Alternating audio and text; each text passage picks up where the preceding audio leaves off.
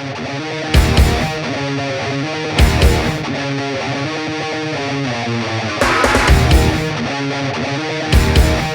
right, welcome back. Today we are getting into some more tougher stuff. I think for this kind of stuff and for elasticity as well, you really need to have a good understanding of the fundamentals of micro, of the supply and demand fundamentals. So if you don't have those, please be sure to go check out my previous videos about supply and demand.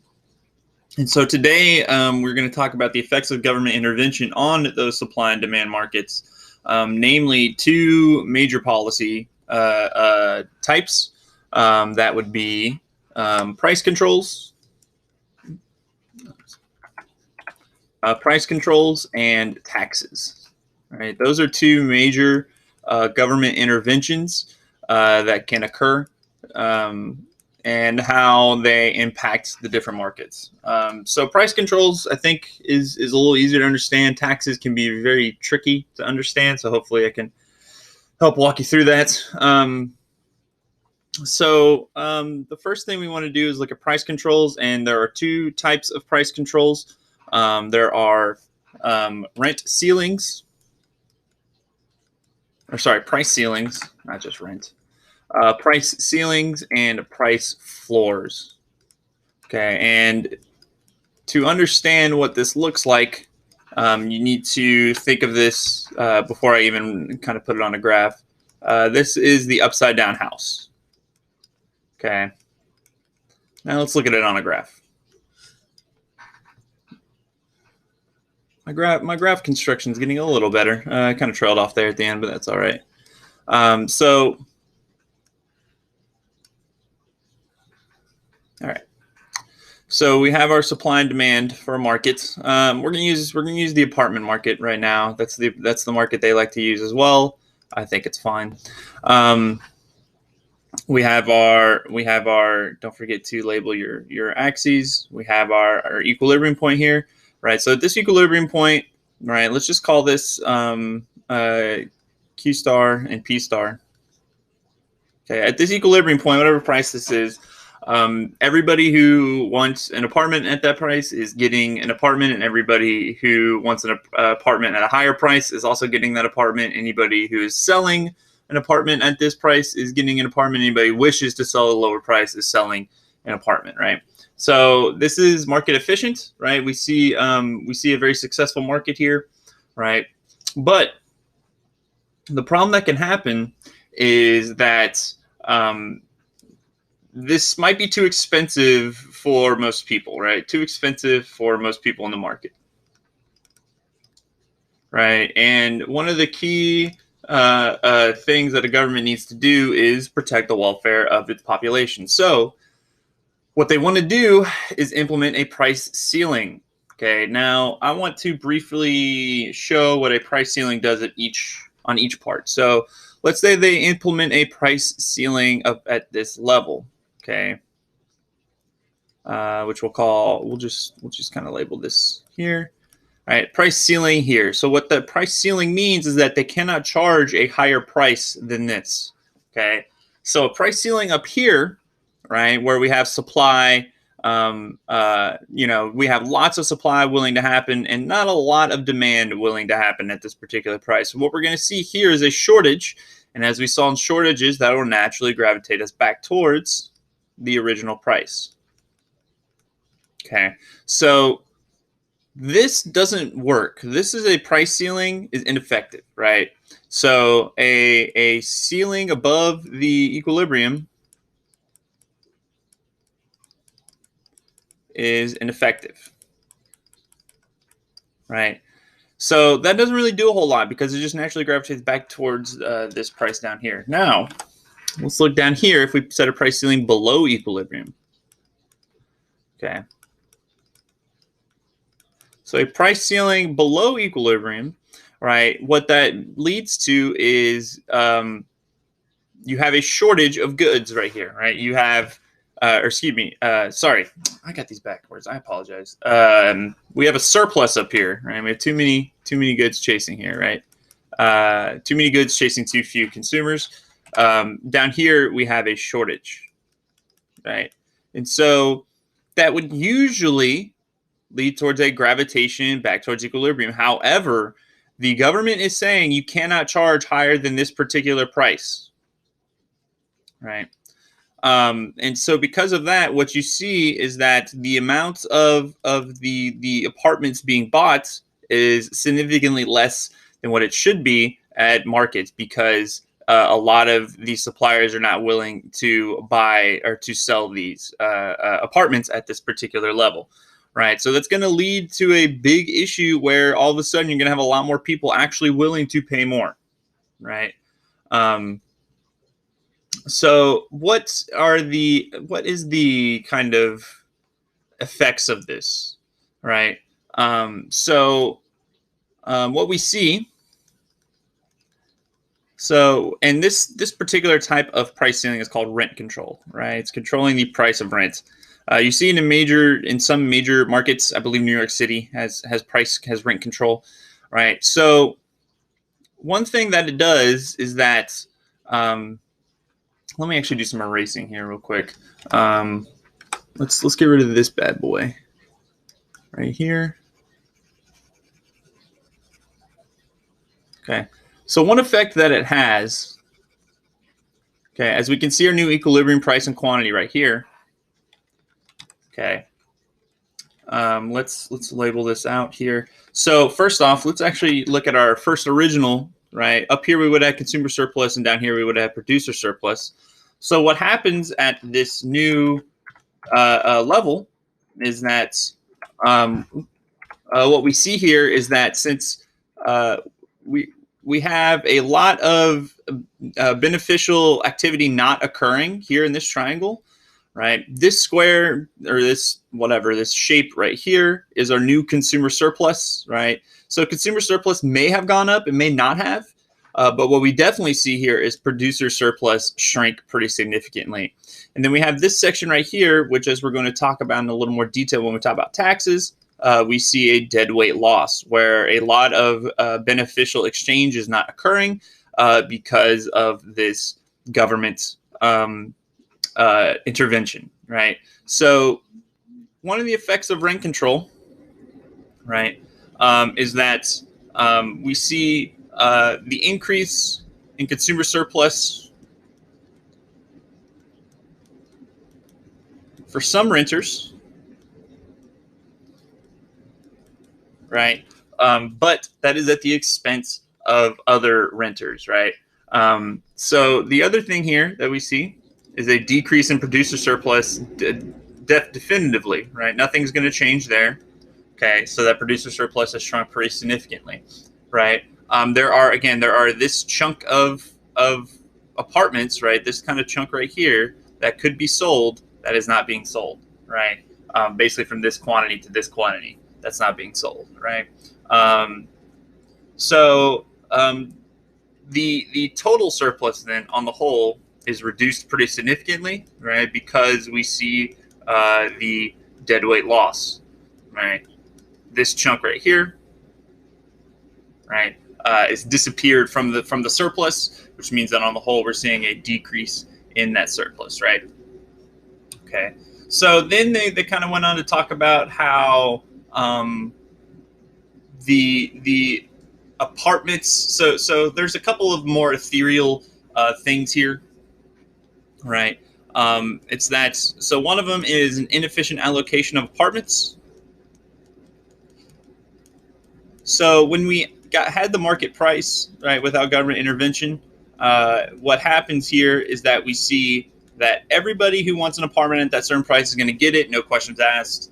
Now you still might see some discrimination here, but not really, right? Because basically what's happening at this equilibrium price is that everybody is getting matched with an apartment. They are willing, with an apartment producer, that they are willing to exchange that price at, right?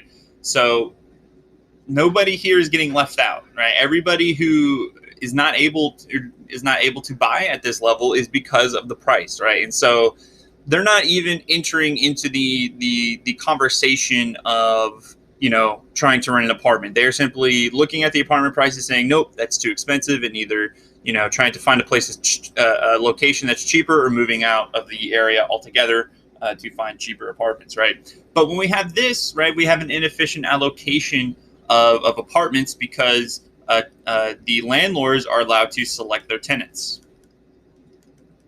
Right, and that selection can come down to a lot of things. That can come down to biases, right? That can come down to finder's fees, right?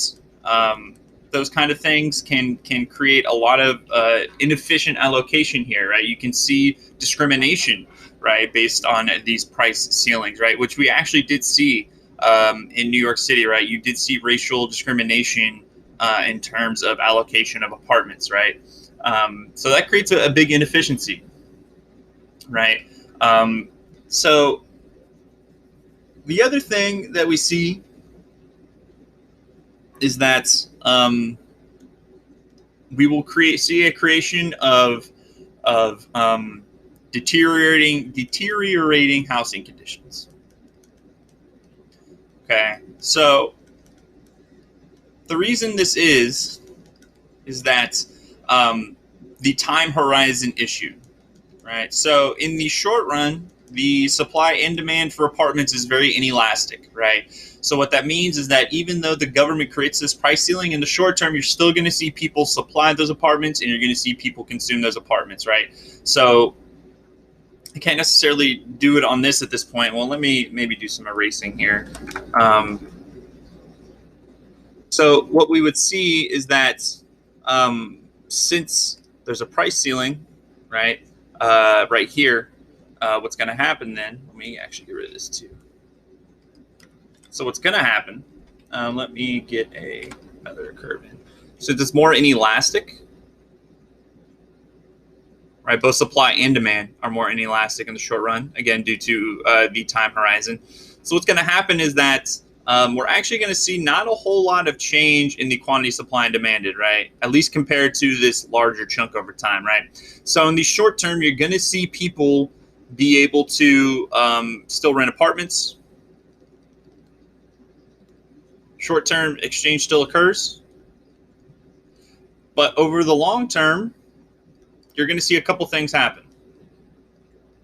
You're going to see tenant or landlords shut down apartments, right? So like maybe transition them into something else, but then also like businesses. But then what you'll also see is less maintenance done on those apartments because they are not getting the profit that they deem necessary to continue engaging with those maintenance costs, right? So the other part of this, though, is that you're going to see these low prices attract more consumers, right? Which becomes even a bigger issue because there's not enough apartments to go around, right? And so because there's more consumers chasing fewer apartments, you're going to see that less maintenance idea kind of continue to rear its head, right? So that's a big issue, okay? So those are kind of the issues with rent control, and then also just kind of price ceilings in general. This also applies to things like minimum wage, right?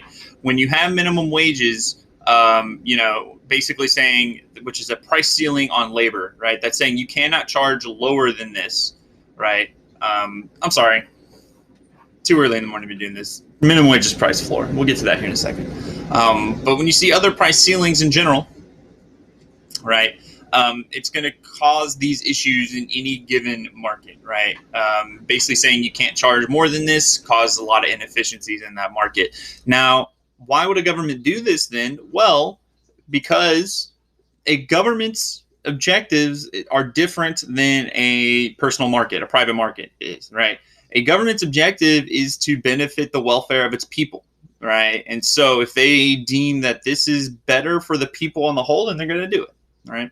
Or maybe they, make an incorrect decision, but we assume that they don't in this particular market. Okay, so let's look at the opposite of this, which is a price floor. Okay, and they use the market for wheat here. We're going to go ahead and use that. That's a bad one. It's not steep enough. That's still not steep enough. There we go. That's not bad. All right. So in the market for wheat, no, I don't want that. What am I doing? In the market for wheat, we have our equilibrium point. And price ceilings, you can see here, really tend to try to benefit consumers more. So let's look at a price, what a price floor does. So let's say you set a price floor down here, okay, at a price lower than equilibrium. All right, and so price floor says you cannot charge any lower than this price. Right, price ceiling says you can't charge higher than this price, which means that they can't charge at equilibrium. This price floor down here says you can't charge lower than this price, and that doesn't do anything, right? Because what we see then is we see, since we see supply and demand here, we see a shortage, right? And when we see that shortage, we're going to see a natural gravitation back towards equilibrium, so that we don't have the shortage anymore. But when we have a price floor above equilibrium, okay, saying you cannot charge lower than this, right? This is a price floor that will stick, right? Because what we see here then is that they can't go back to equilibrium due to this price floor, right? They can only charge higher than this, right? So a price floor says you can only charge higher than this. A price ceiling says you can only charge lower than this price or lower, this price and higher, right? So why would the government do this, right? Well, there's a couple reasons. One is to protect industries, right? That the government deems necessary to protect. Now, the question becomes, hey, how do they decide that? Well, as we'll see later, there are things like pork barreling and log rolling that kind of tend to lead to these things, but also it might be important for national defense. It might be important as a good that the government decides cannot be restricted, right? Or that they can't lose out on, so they need to do that. So let's clear off some of this again real quick. Okay. So let's look at what happens when we see, let's look at surplus when this happens. Okay. So once again, we are seeing a reduction in surplus. As you can see directly down here, this triangle right here has disappeared. These interactions no longer occur because the amount consumed is significantly less, right? So this is where our new equilibrium point is essentially in terms of quantity, right? And so we see all of this interaction from this point to this point no longer occur, right? So that's dead weight loss, that's gone. We see consumer surplus shrinks pretty significantly here, and we see producer surplus increase for some firms, right? So what you're seeing though is that you're going to see some firms are not necessarily benefiting from this as much as they could because they're willing to charge, they were okay with where it was, right? So that's creating an issue where that they're not necessarily benefiting as much as other producers, right? And they would actually be willing to charge at this price, right? They'd be willing to sell to people at this price, but they no longer can. Okay. So again, kind of the same things here. We see an increase in producer surplus for some producers.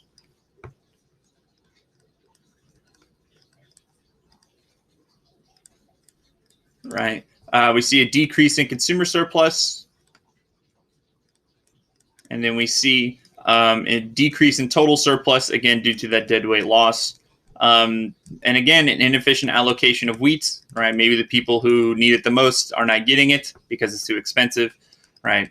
And in fact, a lot of people aren't getting it. So what's happening? Like what's happening to the, the extra amount here? Well, basically what's going to happen is because some of these farmers right here are no longer engaging in beneficial exchange, they're actually going to shut down, right? And so what you see happen when you have scenarios like this is you're actually going to see businesses close down, right? You're going to see some of these farms close down and then have to sell to these kind of larger producers right here, right? So price floors and price ceilings are both inefficient for an economy.